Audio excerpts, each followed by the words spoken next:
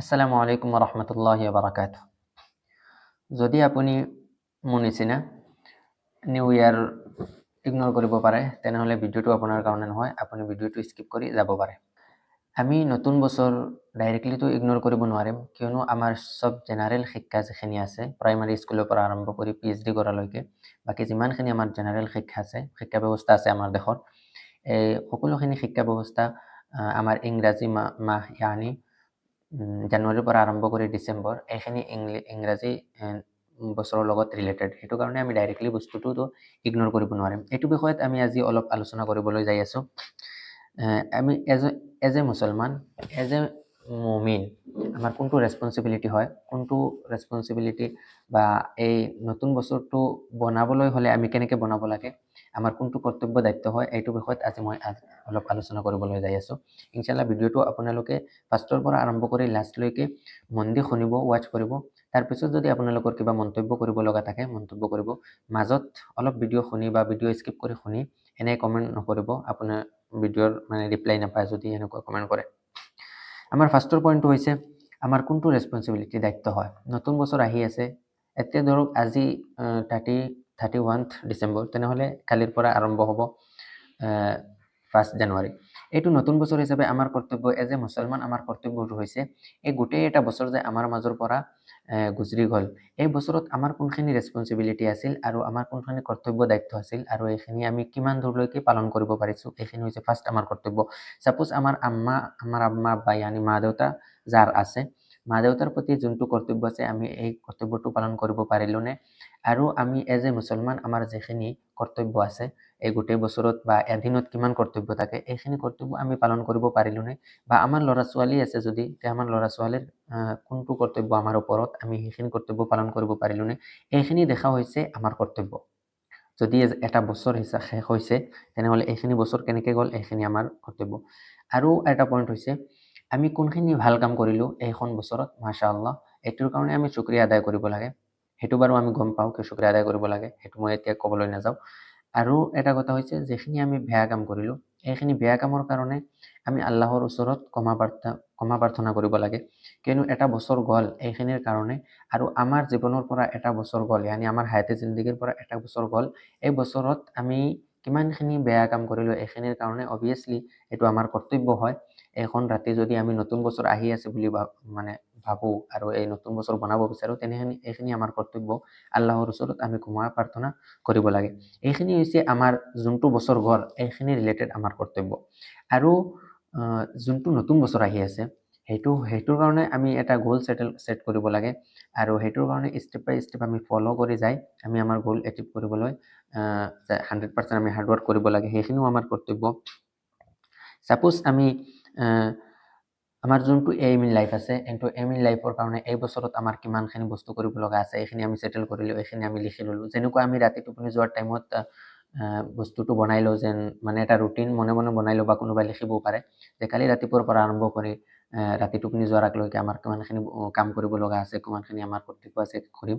ঠিক তেনেকৈ 1 জানুৱাৰীৰ পৰা লাষ্ট 31 ডিচেম্বৰ তক এই বছৰত আমাৰ কোনখিনি কাম কৰিব লগা আছে, এই বছৰত আমি কিমানখিনি কোৰাণ হাদিছ ৰিলেটেড কিমানখিনি বস্তু শিকিব লাগে, জেনেৰেল কিমানখিনি শিক্ষা আমাৰ ল'ব লাগে, এইখিনি শিক্ষাৰ বিষয়ে এটা গ'ল বনাব লাগে, আৰু এইটো হিচাপত আমি আগবাঢ়ি যাব লাগে। এইখিনি হৈছে আমাৰ কৰ্তব্য আৰু দায়িত্ব। আৰু এটা পইণ্ট হৈছে আমি আজিকালি ছ'চাইটিৰ লগত অবভিয়াছলি ছ'চাইটিৰ লগত মিলি কিনে থাকিব লাগিব।